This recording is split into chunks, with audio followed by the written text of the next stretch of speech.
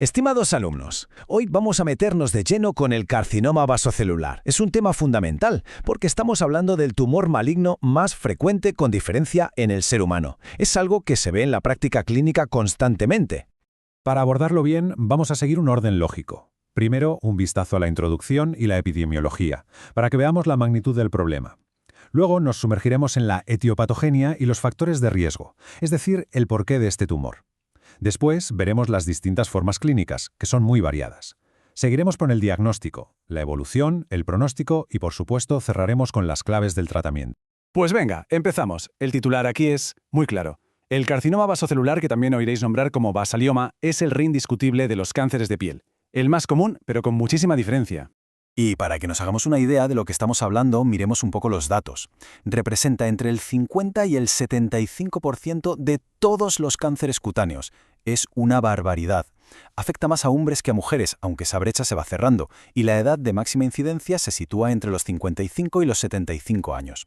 ¿Y los culpables? Bueno, los sospechosos habituales, la exposición al sol y tener un fototipo bajo, piel clara, ojos claros, poca capacidad de bronceo.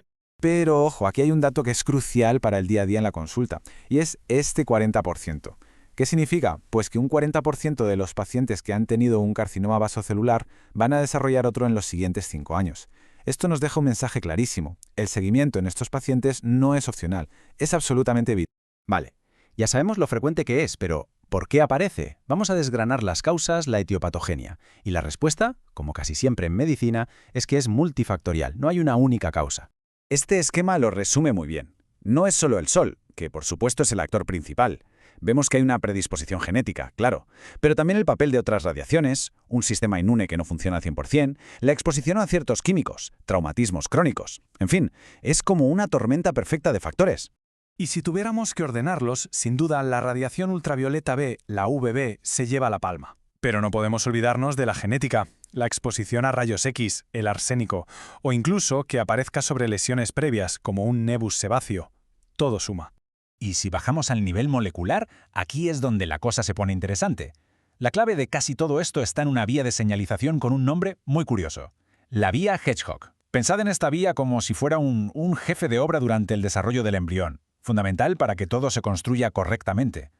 El problema viene cuando este jefe de obra se despierta y se activa cuando no debe en un adulto. Ahí se convierte en el motor que impulsa la inmensa mayoría de estos tumores. Vamos a ver cómo funciona. Es un juego de equilibrios. En la membrana de la célula tenemos, simplificando, dos protagonistas. Un receptor llamado PACHED o PTCH, que actúa como freno, y otro llamado SMUTINED o SMO, que es el acelerador. La orden final la ejecutan en el núcleo unos factores de transcripción de la familia GLI. Entonces, ¿qué es lo que sale mal? Pues todo empieza con una mutación que rompe el freno, quien activa el gen PTCH1. Al quedarse sin freno, el acelerador, el SMO, se queda como pisado a fondo de forma constante. Y esto, claro, desata una cascada de señales que llega hasta los factores GLI en el núcleo, que a su vez ordenan a la célula que se ponga a proliferar sin control. Y ya tenemos el tumor. Bien, ya entendemos la teoría, la maquinaria molecular, pero ¿esto cómo se ve en la piel de un paciente? Pues aquí viene lo complicado, porque el carcinoma vasocelular es un maestro del disfraz. Tiene muchas caras. La forma más habitual, la que más vamos a encontrar, es la nodular. Se lleva el 60% de los casos, así que es la que hay que conocer sí o sí. Luego están las formas planas, y aunque solo sea un 3%, hay que tenerle mucho respeto a la esclerodermiforme, que es bastante más agresiva. Y aquí se ve perfectamente la diferencia. A la izquierda, el del libro de texto, la forma nodular. Esa pápula rosadita con ese brillo como de perla y esas pequeñas arañas vasculares, las telangiectasias. Es la imagen clásica. Pero a la derecha tenemos la forma superficial, que es mucho más traicionera. Parece una placa rojiza que descama y que se puede confundir fácilmente con un eczema o una psoriasis. Mucho cuidado con esto. Y aquí dos que son un verdadero desafío. A la izquierda, el esclerodermiforme. Este es un gran imitador. Parece una cicatriz, blanquecina, hundida, pero por debajo está infiltrando y sus bordes son muy difíciles de ver. Es una forma muy agresiva. Y a la derecha, el pigmentado. El hecho de que tenga color, de que contenga melanina, nos obliga a activar todas las alarmas y a pensar en su principal diagnóstico diferencial, el melanoma. Y una mención especial merece el llamado Ulcus rodens. No es un tipo histológico en sí, sino más bien una evolución muy agresiva del nodular, que se ulcera muy pronto. El nombre es muy gráfico, ¿verdad? úlcera roedora, y es que describe a la perfección esa capacidad que tiene de ir comiéndose el tejido. Claro, con tantas presentaciones distintas, la pregunta es, ¿cómo llegamos a un diagnóstico de certeza? Pues es un camino que combina el ojo clínico con la confirmación del laboratorio. El proceso es bastante estándar y tiene 3 pasos. Empezamos siempre con una buena anamnesis y una exploración clínica detallada. Después, sacamos nuestra herramienta clave, el dermatoscopio, para afinar la sospecha. Y el veredicto final, la prueba de oro, nos la da la biopsia y el estudio histológico. La dermatoscopía es como nuestra lupa de detective. Nos permite ver estructuras que el ojo no puede captar. ¿Y qué buscamos en un vaso celular? Pues buscamos pistas muy concretas. Esos vasos que parecen las ramas de un árbol, los vasos arboríferos, los nidos ovoides de color azul-gris, a veces estructuras que recuerdan a hojas de arce. Y tan importante como lo que hay, es lo que no hay. La ausencia de red de pigmento es un dato clave que nos aleja del melanoma. Y finalmente, la histología, la confirmación definitiva. Al microscopio, la imagen es patognomónica. Vemos esos nidos de células que llamamos basaloides con núcleos muy oscuros, hipercromáticos. Y hay 2 detalles que son la firma del vaso celular.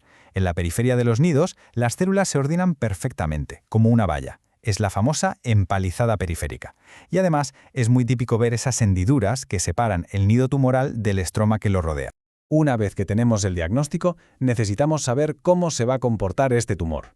Y aquí la noticia es, en general, buena, porque su agresividad es casi siempre local.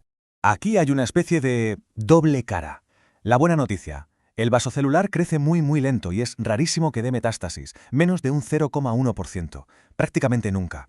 Pero, y este es un pero muy grande, la mala noticia es su capacidad de destrucción local. Si se deja su aire durante años, es como una termita, va infiltrando y destruyendo todo lo que pilla, ya sea cartílago, hueso, de ahí la importancia de tratarlo. Y esto nos lleva directamente al tratamiento. El objetivo está claro, quitar el tumor por completo, pero intentando preservar al máximo la función del órgano y, por supuesto, la estética. El pilar del tratamiento sin duda es la cirugía.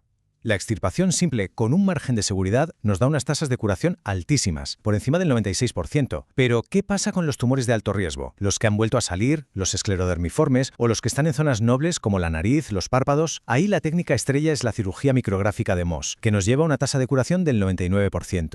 Y en este esquema se ve por qué la cirugía de Mohs es tan eficaz. Pensad que una cirugía normal analiza menos del 1% de los márgenes. ¡Menos del 1%! Mohs, en cambio, analiza el 100% de los bordes, tanto los laterales como el profundo, y lo hace en el mismo acto quirúrgico. Se va quitando el tumor capa a capa, y cada capa se mira al microscopio en el momento. No se cierra hasta que se confirma que no queda ni una célula tumoral. Es la máxima seguridad con el mínimo daño al tejido sano. Pero no todo es operar. Para las formas más superficiales tenemos otras armas, como cremas tipo Mickey Moth o la terapia fotodinámica. Y para esos casos excepcionales, poquísimos de enfermedad muy avanzada, volvemos a la biología molecular. Ahora tenemos fármacos dirigidos que van directamente a bloquear esa vía Hedgehog que vimos, como el Vismodegib, y también contamos con la inmunoterapia, como el Cemiplimab. Y con esto llegamos a una reflexión final. La incidencia de este cáncer no deja de subir. Es un problema de salud pública cada vez mayor.